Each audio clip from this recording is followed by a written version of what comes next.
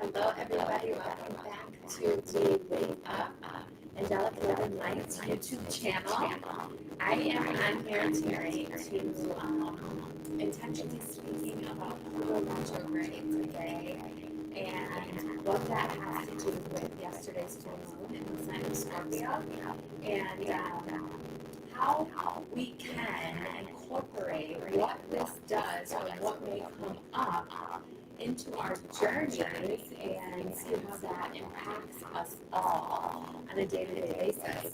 So today we had all the planets were going direct, meaning they are going face up in forward motion. Retrogrades are, they're not literally moving backwards. It is an illusion, the sense of time is slowed down and they're going backwards. The backwards is more symbolic for what retrograde stands for. Okay? So Pluto retrograde is happening for 5 months until October 6th. And that seems like a really long time. But on the flip side of it, if you're thinking positive and what you can create out of that 5 months, if you take the lessons from what I'm about to talk about, you can make major transformation and growth that would be assisted from yesterday's full energy and exactly what this is meant to do and make that exchange growth in any area of your life and overall.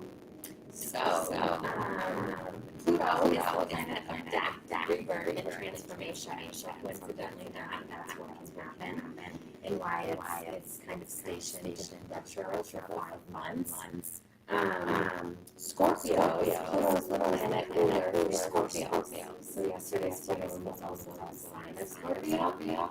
And this is actually really special because Pluto and Scorpio represent that transformation and the death and the rebirth, the major entrance, and everything from the ashes, a fullness inside love, which is what a Scorpio's experience. Let's see. Also creation, so death, rebirth, creation. Okay. We have a purpose. It's not just to die and to rebirth. That we are creating is what we are creating. We're transforming. I want to talk about retrograde and what that stands for. Right, and how to tell me like it doesn't develop. But retrogrades are really special energies. They are big areas where there are karmic classes to come up for everybody. They're also very non-easily expressed through conversation or different journey that for you to express stuff maybe parts of life.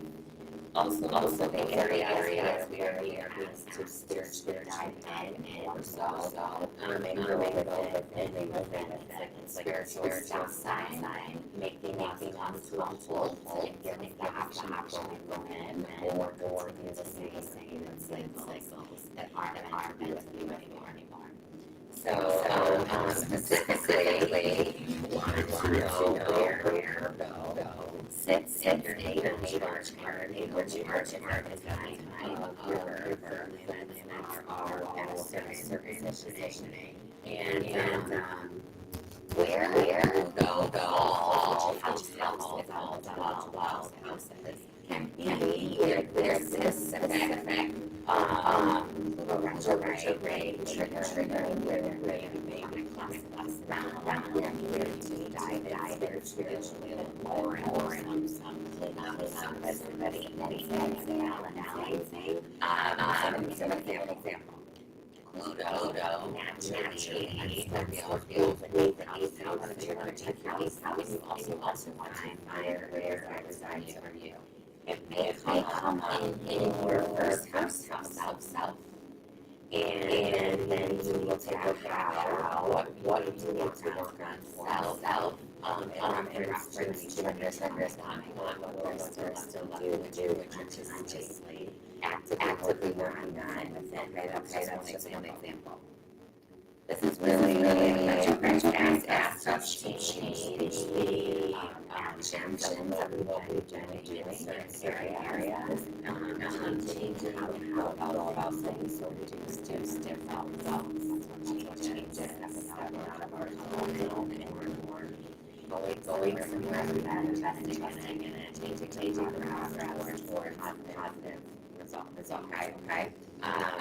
Retrograde asks us to review and actually back our actions. That is slowing down is also asking us to slow down.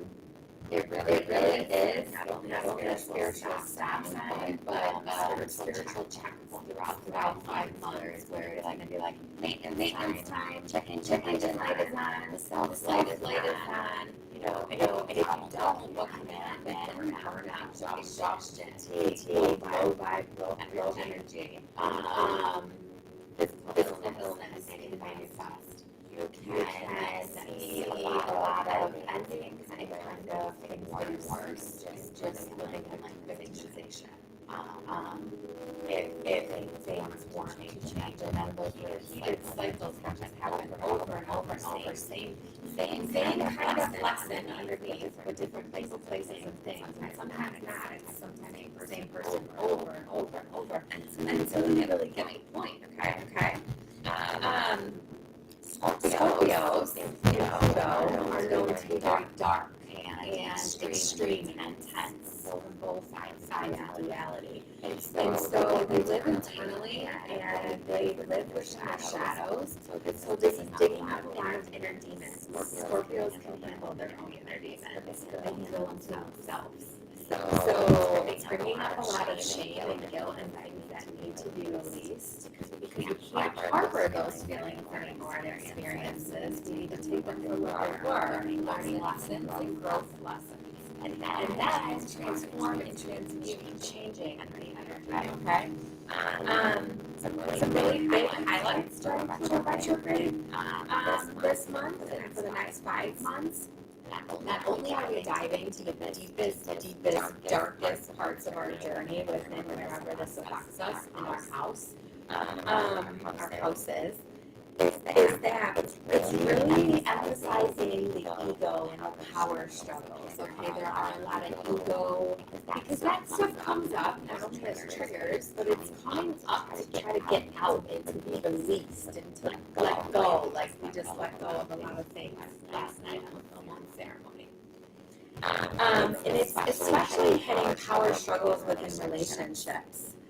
Unraveling the past and things that you still have yet to deal with within that ego side. It just happens to be that it's hitting home in a lot of relationship sectors. And I use that broadly. It is more than intimate relationships, but also relationships overall. So when I say that it's hitting the relationship sector with ego and power struggles,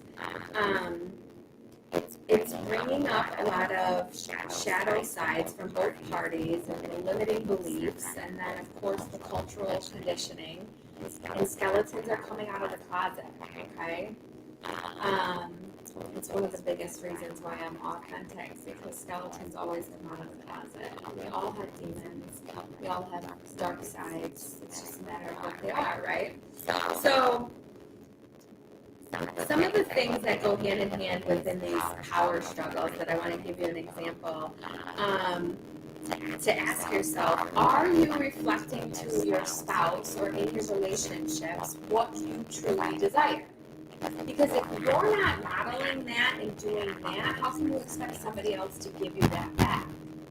Do to others as we want done to ourselves. Treat others how you want to be treated. Tomato, tomato. But that goes hand in hand with this Pluto retrograde highlighting theme. Ask yourself to put that ego aside, and when you put that ego aside, knowing that it's causing intentional, not problems, not challenges, because challenges can be good, right? A lot of people like to overcome challenges. Challenges are stimulating. There's growth there, or maybe there just needs to be an ending. Ask yourself, why do I love my spouse on any other day? Why did I fall in love with my spouse? Okay, before you're nagging and picking fights over the smallest things, ask yourself those questions. What made me fall in love? And bring that honeymoon feel stage back after dealing with the emotions and process. I'm just asking for you to reflect and pause before responding and falling subject to any low frequency stuff.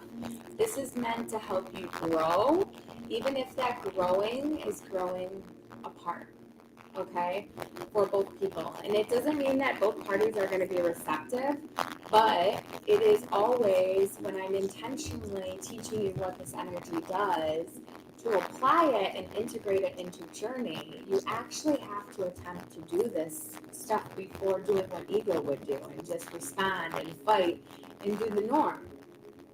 Okay? So ask yourself, truly, are you reflecting what you desire? Ladies, do not be quick to be all naggy and jumping down at man's mind, okay? They do not know sometimes they need really clear direction. Sometimes, take it easy. Sometimes I like to put this out there to couples. And I work with many couples. Actually, I have a lot of guys that connect with me that are like, you get it. Can you just speak with my wife about this? But some people don't know how good they have it in their relationship when something they're arguing over is like garbage, okay? Coming from somebody who had a very completely different experience. If I had something like that, I would be much more. So I think what I'm trying to say is that not only should you try to practice the pause and process this all out, is that you should try to place yourself in somebody worse's situation and know that your situation could be a lot worse. And if you're just having a minor misunderstanding over direction or clarity because of Pluto intentionally causing little mix-ups, learning moments, teaching lessons in your relationship sector, don't let it get the best of you, but know that you have it a little bit better than some people out there that wish they had those kind of problems, okay? That always kind of helps because people get so programmed in routine and robotic that they need to stop and realize that humans are not meant to be robotic, even though many people are being programmed to be very robotic with these times. Okay, so what else is Pluto retrograde doing? Let's see. Archangel Zacriel, I want to mention him. He's like he's like the bouncer of heaven to me, is what I say. But Archangel Zacriel is that archangel that you would work with during this time in with what would come up. Okay, the ego, the power struggles. Truly knowing that to rise up stronger and more beautiful and powerful from a balanced point of view, referencing authentic self and stepping into your own power, not ego power and control. That's the other half of duality. The phoenix truly has to crumble completely to its ashes before rising up and doing that. It's like Sleeping Beauty, sleeping and waking up and transforming in 5 months. And Pluto brings this pivotal truth to mankind, and there's true transformation that can happen, but not until we face those shadows, the dark, the demons, the other half. We all have duality within us, and we all have some shape, form of those things, okay? It's identifying them and actually intentionally wanting to connect and work on them. So you asked me, what do you do with these spiritual checkpoints and moments for servicing, right? Because these have to do with much deeper, darker areas. Most likely these are things that you haven't chosen to work on or haven't touched in with in a while, because it's easier to try to pretend it didn't happen or to forget it. It's not going to let you forget about it until you've truly learned your lesson. It will come up over and over and over. There's no suppressing emotions. If you do, I mean, there is, but if you do, there's consequences, heavy consequences for that. it's going to come up. It's literally energetically trying to come up and out of the body to be released, okay? Because it's not meant to, you're not your past, you're not your moments, if you will. And so it's got to be released. So this is a really perfect time for coaching calls or reaching out to your mentors and actually partaking in getting self-care, but also to reach out to the people you resonate with and trust and feel safe to dive into these areas, okay? Nowadays, there's so many different coaches, including myself, an end of life coach, that it's in my soul DNA that I am a coaching soul, like literally from the moment I was born. Where shadows rule, the sun cannot shine. And that is our goal, to shine in our highest authentic power. So we've got to get through that stuff. If not, you can, like I said, burn out with overwhelm and feel overworked. Sickness can come on, low self-esteem, low self-worth, low vibes, and all of the above. And on the flip side of that, you can be living your best life. I know for me, I'm going to end after this story, that when I dove in, I've always faced my demons head on, and they're my demons, they're my dark, they're my past.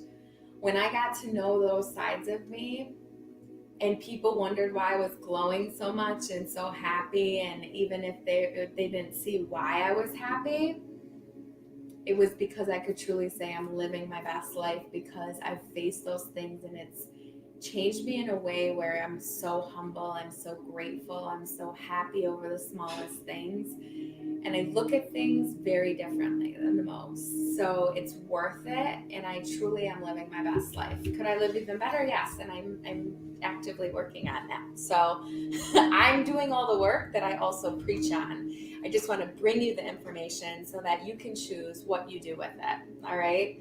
That's all I have for tonight. So if you don't know where your Pluto resides in your chart, or what your 8th house holds and what sign it's in, because all of this contributes, check out my natal service. If you feel called to book, you can book on www.angelicloveandlight.org, and we can dive deep into that natal chart. And it's not only is it going to help you with the information related to tonight and all my episodes, is it really has some key information about journey in your life in there, and it's really highly beneficial. So I am here for everybody who aligns with me in their own divine timing. Feel free to connect with me on all platforms. Subscribe to the channel, like, comment below. Join me on Facebook, Ashley Escobar, or my Facebook group, Angelic Love and Light. I think that's it, guys. So I'm wishing you lots of love and light for now, and I will see you on the flip side. Have a blessed one.